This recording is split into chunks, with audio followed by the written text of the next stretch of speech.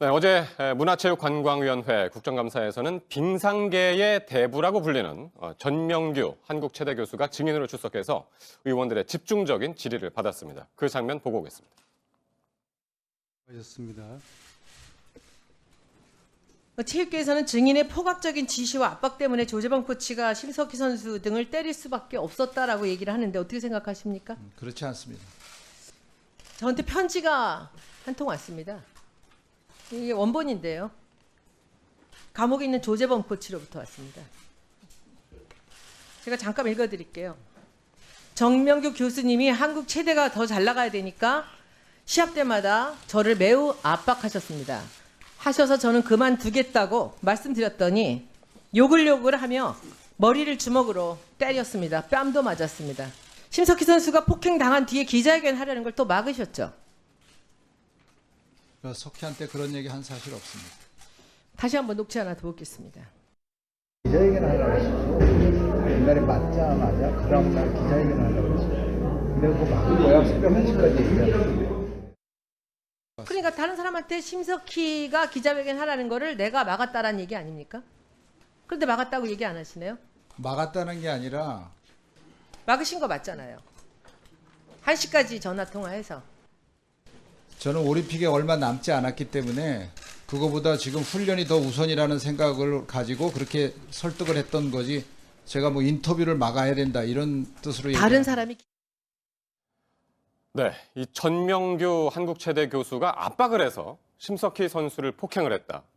그리고 전 교수가 심석희 선수의 기자회견을 막았다. 이런 주장인데 저희가 앞서서 이제 빙상계의 대부 뭐 이렇게 소개를 해드렸는데 전 교수 어떤 사람입니까?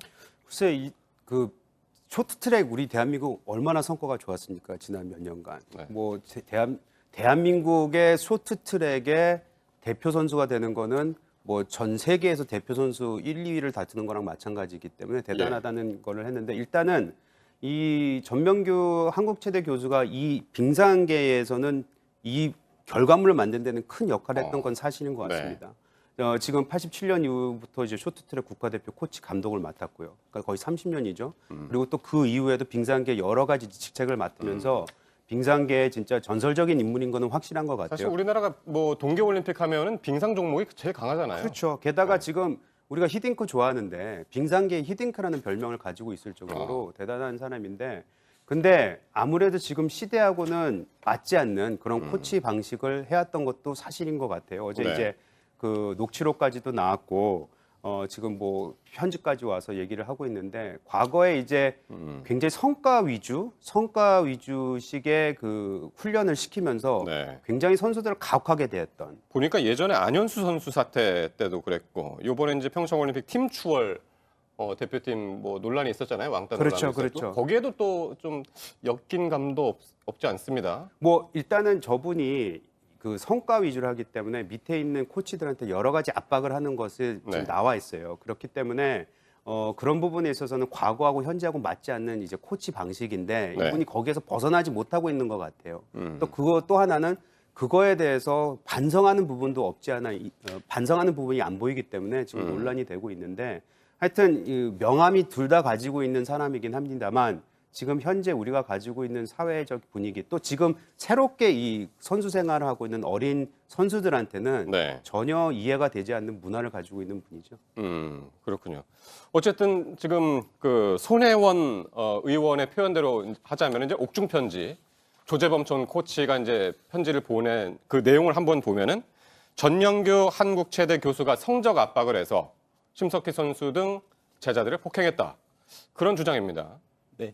뭐 전문기 교수가 이제 서울 한국체대를 중심으로 자기 제자들을 중심으로 좋은 성적을 구하기 위해서 조재범 코치에게 그런 압박을 가했고, 그런 네. 압박을 받은 조재범 코치도 폭행과 같은 걸 통해서 성적을 내기 위한 강압적인 훈련을 했다라는 거죠. 저는 이게 정말 빙상계의 전명규만의 문제인가는 사실은 좀 우리가 더 따져봐야 된다고 생각합니다. 그러니까 뭐 보면은 내용을 보면은 뭐 심석희 1등 못하면 각오해라. 네. 이게 이제 조재범 코치한테 했다는 이야기 아닙니까? 지금 이제 옥중 편지 내용을 보면은 뭐 수단과 방법을 가리지 말고 또 승부를 조작해서라도 1등을 시켜라. 네. 그리고 본인 스스로도 폭행을 당했다. 네. 뭐 그렇게 얘기를 합니다. 조재범 코치가 스스로 당했다고 얘기를 하는 거죠. 네. 근데 이게 저는 단순히 우리 사회 우리가 올림픽에서 금메달을 따고 안 따고는 보면 금메달을 딴 한 사람을 위해서 나머지 99명이 희생될 수 있다라고 하는 전제 조건이 있는 거거든요. 네. 그리고 딴 사람 금메달을 딴 선수와 그거 만든 코치와 감독은 우리가 인정해주지만 그렇지 못한 사람이 잊어버리고 있는데 네. 이런 사건을 겪으면서 우리가 그 부분에서는 반성을 해야 한다고 생각합니다. 단지 전명규, 조재범 이 두 사람만의 문제가 아니라 네. 우리 사회에서 엘리트 체육을 얼마나 성적 위주를 얼마나 우리가 좋아하고 있었나. 그리고 과거를 보면 학생 체육할 때 수업 전혀 안 들어가고 맨날 부사 당하면서도 그 운동만 계속 했거든요. 근데 그 아이들 중에 성공하지 못한 아이들이 어떻게 살아왔냐는 고민을 해보면 네. 이 문제는 단순히 빙상만의 문제로만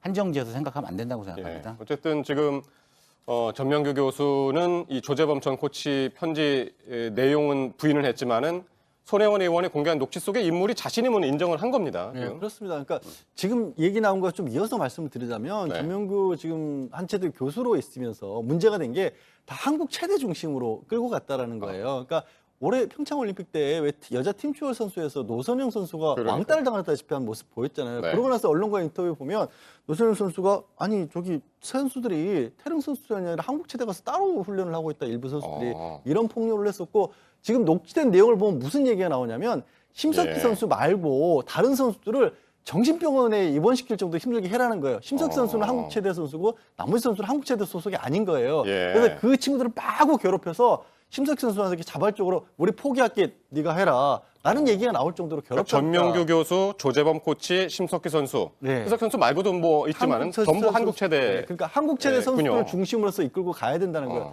4년 전에 안현수 선수 같은 경우도 딱 그 케이스였던 거죠. 안현수 선수에게 전명규 그 교수 같은 경우에는 한체대 대학원에 남아라 그러는데 안현수 네. 선수가 아니 나는 성남시청 실업팀으로 옮기겠습니다 했더니 그 이후로 각종 불이익을 주었다는 거거든요. 네. 그에 대한 답변이 또 이 전명규 어제 감독 얘기가 정 감독 얘기가 딱 스스로 인정하라는 게 있어요.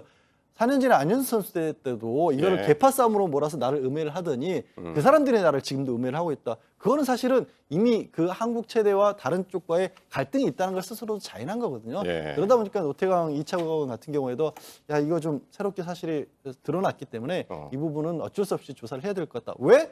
지금 저 코치 같은 그러니까요. 경우에는 예, 저 사실 예. 보면 전명규 지금 교수 때문에 이 일을 저질렀지만 지금 코치는 징역 10월 실형을 받고 지금 복역 중이지 않습니까? 네. 그럼 뭐 문체부 입장에서도 지금 새롭게 돌아볼 수밖에 없는 상황이 된 거죠. 예. 어쨌든 문체부가 이번에 좀 확실히 좀 봐서 이 파벌 논란, 빙상계 파벌 논란을 좀 종식했으면 좋겠습니다.